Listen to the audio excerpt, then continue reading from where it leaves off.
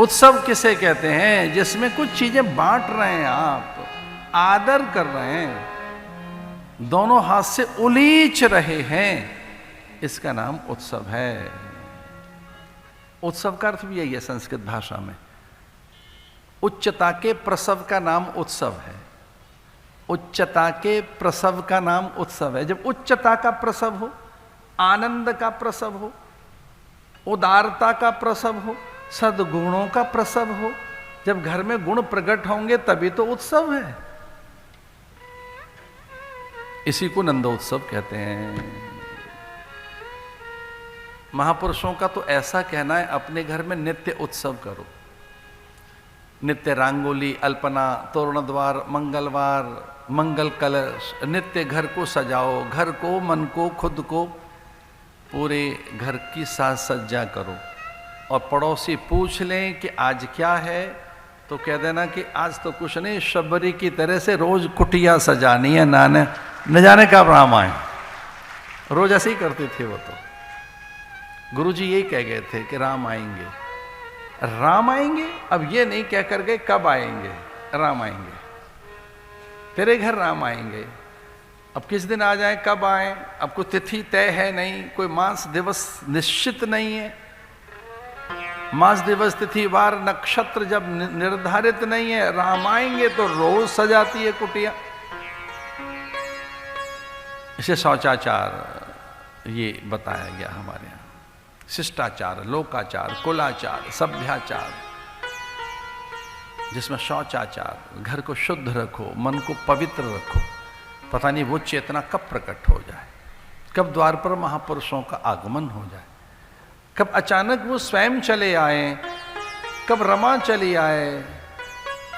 और मेरा तो मन ऐसा कहता है, दिवाली के दिन किसके घर जाए, किसके घर जाए, थक जाती होगी। तो वो कहते हो कि दिवाली के दिन तो छोड़ो, किसी और दिन चलेंगे। तो अचानक वो अचानक आए, अचानक ऐसे रैंडम अचानक ही आ जाए, तो घर सजा मिलना चाहिए। किसी कोने में कचरा न हो, किसी भी कोने में। और एक घर में तो अचानक एक नई बात हो गई।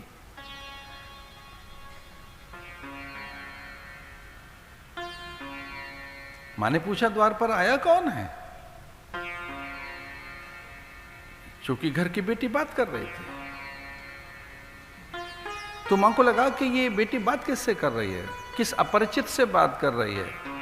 और बार बार कह रही है, यहां से उठाओ, वहां से उठाओ, ये भी निकालो, वो ले जाओ, ये सब पूरा ले जाइए, सब ले जाइए, पूरा लेके जाओ, ध्यान से उठाइए। तो मां ने पूछा अपनी बेटी से, बेटा किससे बात कर रही है, क्या कह रही है कि यहां से निकाल, वहां से निकाल, सब निकाल कर ले जा, पूरा बीन बटोर कर ले जा। तो बेटी ने कहा, मां कचरे वाला आया है, मैं उससे कह रही हूं पूरा कचरा उठा कर ले जा। कचरे वाला आया है, यहां का कचरा इधर का उधर का बीन बटोर कर सब पूरे घर का ले जा, कचरे वाला आया है। तो मां ने कहा, ना बेटा ये ठीक नहीं है, तेरा उच्चारण सही नहीं है, संबोधन सही नहीं है। कचरे वाले तो हम हैं, वो तो सफाई वाला आया है, वो तो शुद्धता देने आया है, पवित्रता देने आया है, घर को दिव्य करने के लिए आया है, जो हम नहीं कर सके, जो हमसे नहीं हो सका है। कचरे वाले हम हैं कि वो है? कचरे वाला आया है, कचरे वाले तो हम हैं, कचरा हमने डाला है, कूड़ा हमने डाला है, अपवित्रता हमने की है, गंदगी हमने फैलाई है। वो गंदगी लेने आया है बेचारा, शुद्धता देने आया है। वो महान है कि हम महान हैं? कौन महान है? इसे ध्यान रखना, उनके प्रति आदर का भाव रखिए, जो आपके घर को शुद्धि देने आए, पवित्रता देने आए, उनके घर का। द्वार पर आए अतिथि का आदर करो, भिक्षुक का भी आदर करो, कि आपको वो उदारता सिखाने आया है, दान देने सिखाने आया है। इतना भूखा है कि केवल आप ही का घर मिला हो उसे, आप इतने बड़े दाता हैं, आप बली हैं क्या कि केवल आप ही के घर में दान है और कहीं नहीं है? उसे धन्यवाद दीजिए, भिक्षुक को, याचक को, अतिथि और अभ्यागत को प्रणाम कीजिए कि धन्य हैं, आप हमारा आदर करने चले आए, हमारी चीजों का सम्मान करने चले आए। शरीरे जर्जरी भूते व्याधिग्रस्ते कलेवरे औषधम जाह्नवी तोयम। ऐसी गंगा मां जो महौषधि है, अमृत है, वो गंगा जो महादेव के मस्तक पर बैठी, ब्रह्म कमंडलू में जिनका वास है, जो भगवान नारायण के चरणों से निकली हैं, सगर पुत्रों का त्राण कर जो सबकी योग सिद्धि करती है, ऐसी मां गंगा कनखल से निकलते हुए और गंगा सागर की ओर सरक जाती हैं। वहीं सारे विमान जा रहे थे और पूछा, नारद जी प्रकट हो गए, पूछा नारद जी से कि सभी विमान हमारे पिता की ओर जा रहे हैं, वहां हो क्या रहा है? बोले आपके पिता यज्ञ कर रहे हैं, बड़ा भारी यज्ञ, और सभी देवगणों को, मरुदगणों को, लोकपाल दिक्पालों को, यक्ष गंधर्व किन्नरों को, विद्याधर अप्सराओं को, सची इंद्रा यम वरुण कुबेर को, सबको बुलाया है, सबको बुलाया है। लोकपाल दिग्पालों को, प्रचेताओं को, यक्ष गंधर्व किन्नरों को, देवों को, सबको, अप्सराओं को, हिमोपत्तिकाओं में, गुहाओं में, कंदराओं में बैठे ऋषि मुनियों को, सबको। और तो और ब्रह्मा जी को भी। तो ब्रह्मा को ही बुलाया? बोले बुलाया नहीं, पहुंच गए, वो तो वहां पहुंच चुके हैं। ब्रह्मा पहुंच गए। हाँ, लोकपाल दिक्पाल ऋषि मुनि गंधर्व अप्सराएं गान कर रही हैं, गंधर्व गान कर रहे हैं, अप्सराएं नृत्य कर रही हैं। और किन किन को बुलाया है? बोले भगवान नारायण को। सब आसन पे बैठ गए, सर्वोच्च 3 आसन रखे गए, ऊंचे से ऊंचे मंच पर, सर्वोच्चतम उच्चतम मंच पर 3 आसन रखे गए। एक ब्रह्मा का रखा गया, ब्रह्मा तो बैठ गए वहां। एक विष्णु का रखा गया, बस आने ही वाले हैं। और सती चहक उठी, बोली एक हमारे स्वामी का, महादेव का, ब्रह्मा विष्णु महेश, एक हमारे पति का भी। बोले नहीं नहीं नहीं, आपके पति का नहीं, वो खुद उस पे बैठेंगे, आपके पिता, आपके पति के लिए नहीं। तो क्या हमारे पति के लिए आसन नहीं है वहां? ना ना ना, आसन क्या, निमंत्रण तक नहीं है, बुलाया भी नहीं है आपको। तो व्याकुल हो गए, ऐसा कैसे हो सकता है? त्रिदेव में जब तीनों देव महान है, ब्रह्मा विष्णु महेश, तो हमारे स्वामी के लिए नहीं, उनके लिए नहीं,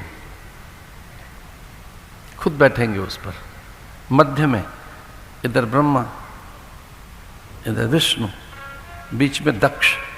वो दक्ष हैं, बड़े हैं, तज्ञ हैं, पूर्ण हैं, समर्थ हैं, अब सब कुछ उन्हें आता है। और यहीं से पतन का मार्ग आरंभ होता है।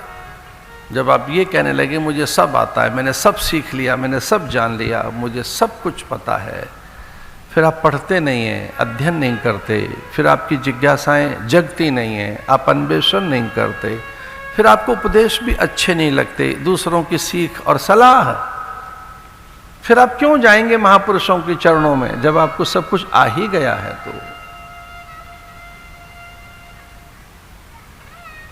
सती वहां पहुंची थी और सती भी अनामंत्रित थी, तो बड़ी उपेक्षा हुई, उपहास हुआ। भग्नियों ने भी, अपनों ने भी, स्वजन बंधु बांधवों ने भी, पर मां ने थोड़ा सहसा संभालने का प्रयास किया, पर पिता ने बड़ा अपमान किया। तस्मै उन्माथनाता है नष्ट शौचाय दुहृदय दत्ता मया साध्वी। मेरी पुत्री तो साध्वी जैसी है, लेकिन ये महादेव के संग में रहकर ये भी नष्ट आचारा, इसे कुछ पता नहीं, आचार विचार शून्य हो गई है। स्मशान में रहने वाले महादेव की यह अर्धांगिनी यद्यपि मेरी पुत्री है, पर इसे शौच आचार का नहीं पता, आचार विचार का ज्ञान नहीं है। ऐसे महादेव की निंदा जब होने लगी, भारी निंदा, तो सहन नहीं कर सकी सती और वह उस कुंड में कूद गई। ददध से हो रतक कलमशः, भयानक उन ज्वालाओं में आहूत कर दी अपनी देह, और यह कहकर तेरा मैं सर्वनाश कर दूंगी। तू महादेव की निंदा करता है, उस देव की जो आशुतोष है, जो किंचित जलधारा से प्रसन्न हो जाता है और केवल स्मरण मात्र से महादेव महादेव महादेवेति यो वदेत एकेन लभते मुक्ति द्वाभ्याम शंभु ऋणी भवेत। मेरा महादेव जो देवादिदेव हैं, जो कर्म साक्षी हैं, युग साक्षी हैं, देव साक्षी हैं, सनातन हैं और जो ईश साक्षी हैं, ये भगवान के नाम है इतने। भगवान महादेव क्या है? कर्म साक्षी, देव साक्षी, ईश साक्षी, जो ईश्वर के भी साक्षी हैं, जो गवाह हैं विष्णु के, स्वयं साक्षी, जो नित्य है। ऐसे महादेव की निंदा, जिनके विषय में ऐसा आता है महादेव महादेव महादेवेति यो वदेत एकेन लभते मुक्ति द्वाभ्याम शंभु ऋणी भवेत। एक बार कोई महादेव कहे तो भगवान मुक्ति दे देते हैं। एक बार कोई महादेव कह दे, बिल्व पत्र हाथ में लेकर, गदगद होकर, आंखों में अश्रु लेकर, अथवा यूं गीलापन लेकर, अथवा तो यूं ही उन्माद में, आलस्य में, प्रमाद में, जड़ता में, यूं ही एक बार कह दे महादेव एकेन लभते मुक्ति, तो एक बार में मुक्ति दे देता है मेरा पति महादेव।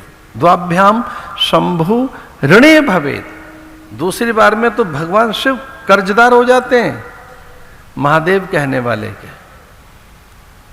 बड़ी लंबी कथा है।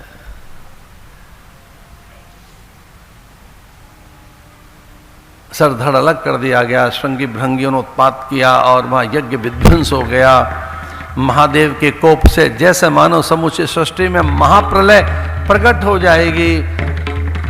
भगवान विष्णु से रहा नहीं गया, उनके चक्र ने सती के 51 टुकड़े कर दिए, अलग अलग अलग बखेर दिया कि दिखे नहीं महादेव को। वो इतना अधिक अनुराग महादेव को अपनी पत्नी के प्रति हो गया कि जो मेरा अपमान नहीं सहन कर सकी और यज्ञ कुंड में कूद गई। उन शक्ति पीठों के विषय में चर्चा आती है। जहां मां के नेत्र गिरे उसे नैना देवी कहा, जहां धड़ गिरा वहां चामुंडा कहा गया, जहां जिह्वा गिरी उसे ज्वाला देवी कहा गया, जहां हृदय प्रदेश गिरा उसे वैष्णवी देवी कहा गया। मां का मातृभाग जहां गिरा उसे कामाख्या कहा गया। इस प्रकार से शक्तिपीठ ऐसे जहां मां की करुणा आज भी देखी जा सकती है, वो है मां त्रिपुरा राजराजेश्वरी।